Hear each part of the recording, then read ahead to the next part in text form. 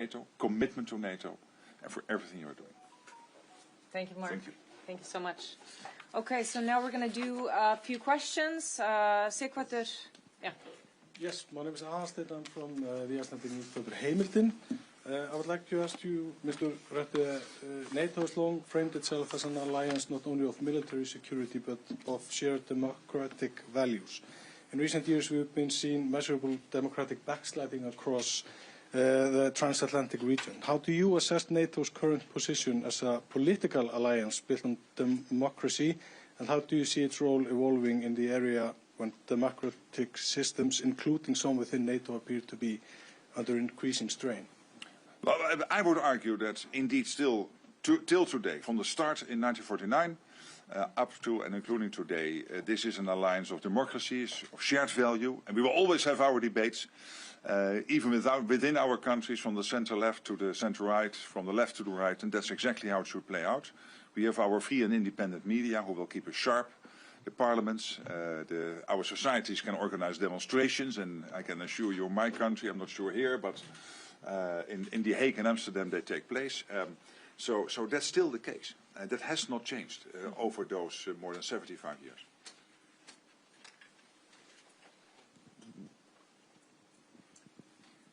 Hólmfríður Maria from Morgunblaðið and mbl.is. Hi. Mr. Secretary General, what are the most important investments Iceland needs to make to strengthen its national security, and will NATO help Iceland with this development? Yes, and well, basically we decided this together. So we had a whole process in NATO where we agreed on sorry for the NATO language, the capability targets, so what each country has to deliver. And of course, Iceland is unique because you do not have a military, but you do have your investments in everything related to defense and security spending. So when it comes to air defense, when it comes to surveillance systems, and as a country, you are the eyes and ears for many of us in NATO.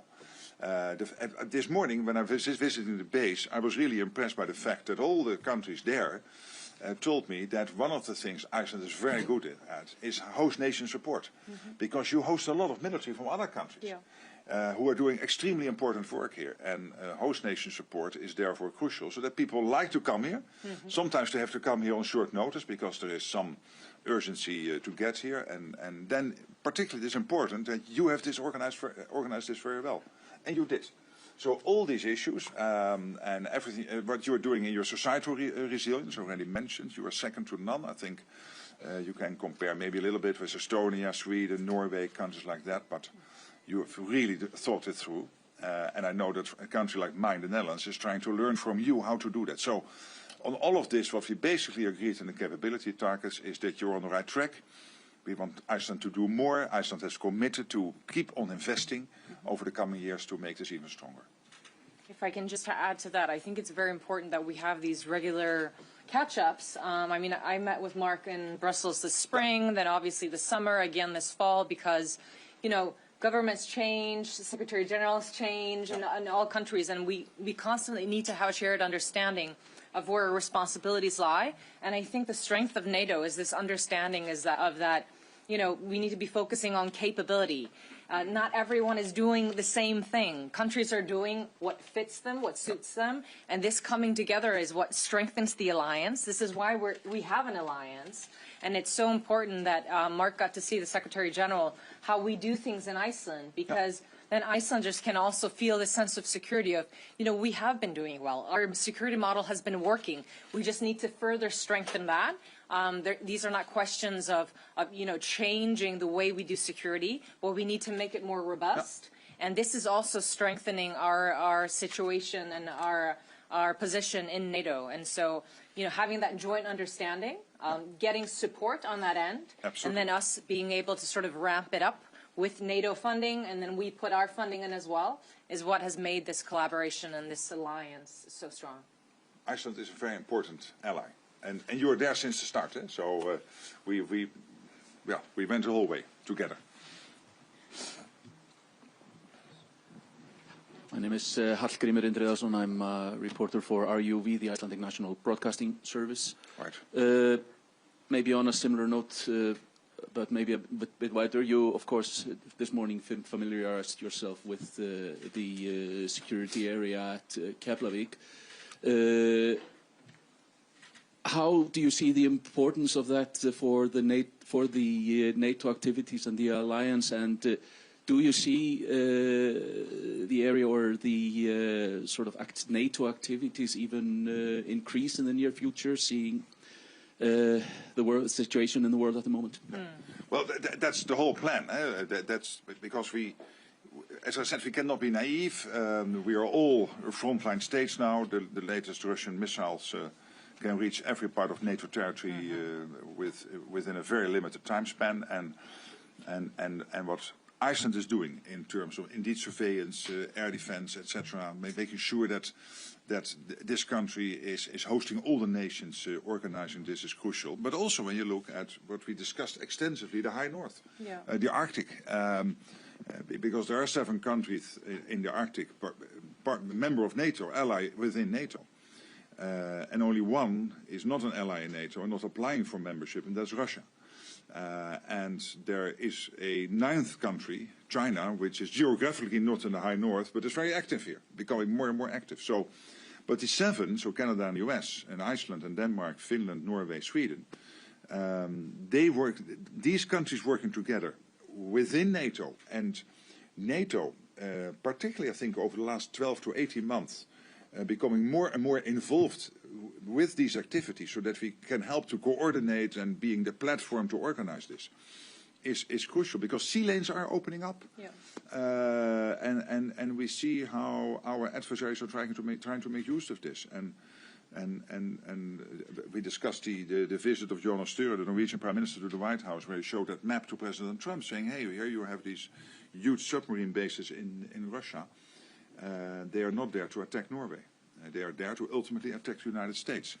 So it is a joint interest effort, and this is one of the reasons why it is so crucial that NATO is not only European, that it is transatlantic, because the Atlantic and the Arctic and Europe, those 3 being safe, means that we live in prosperity and can make sure that our values are protected and our people, but also the United States and Canada.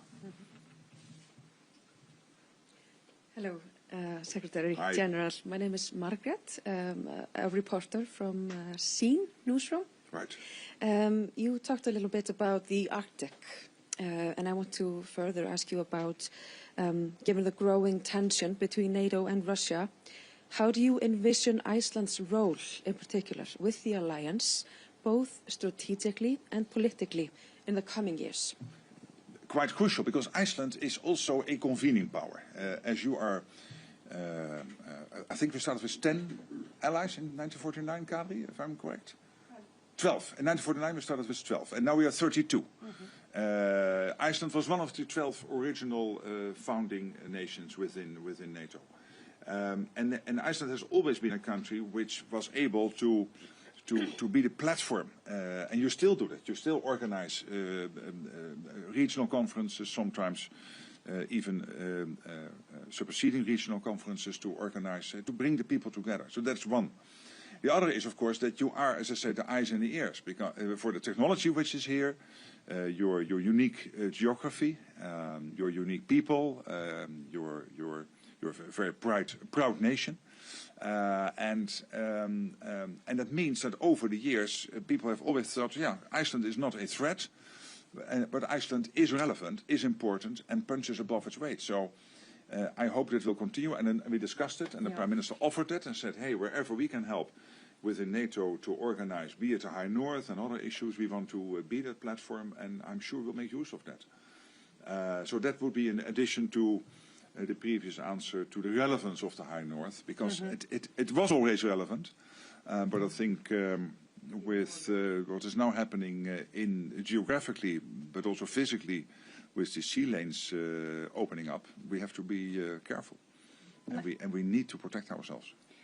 And it's right what the Secretary General said regarding us having the position of being a convening power of sorts. I think it's important that we keep that open, because we see us sort of situated right in between the U.S., Europe, obviously such a broad geography that NATO entails. But at the same time, you know, we don't want to scare people into thinking that, you know, we're going down a bad path here in the High North. But we cannot be naive about what's going on. And we have been in a strong position strategically and security-wise because we've been an ally of NATO. So we see our role now even stronger than before. This unsinkable aircraft carrier that Iceland has been is even more relevant today. We see that there are countries within NATO that are now looking towards how they can use Iceland as a platform here in the High North, and we look upon that as positively because this strengthens our domestic defenses as well. So we have to do that in collaboration with NATO. We also are in a position where we can be sort of hegemons or leaders in this part of the world, right? Because this is a different part of the world, the Central Atlantic, with Greenland, Iceland, the Faroes. We have a voice here as well, and we have a responsibility to be leaders in this region. So we have offered that to NATO. We've offered that to other leaders if we can be of help. But, you know, let me just reiterate what the Secretary General has said. You know, our position is not going to change. We will still be a host nation, focused on infrastructure, focused on air surveillance, being the eyes and ears, such a good phrase, right, for NATO. But we need to step up our investments. We can do that in a positive way for the domestic public as well here in Iceland. And we see a lot of opportunities. And if I just reiterate, this infrastructure development project announced in Reykjavik today is such a good example of the positive work that we can do together. It is, and indeed you said the place on the map is unique, because maybe sometimes you would like to be closer to Europe, but the fact that you are, yes, Europe, but at the same time you have that unique geographical position, of course, that has made this country what it is. One of the, I mean, you're one of the most successful countries on earth, but also unique in terms of understanding what that means, being that on that unique place on the map. So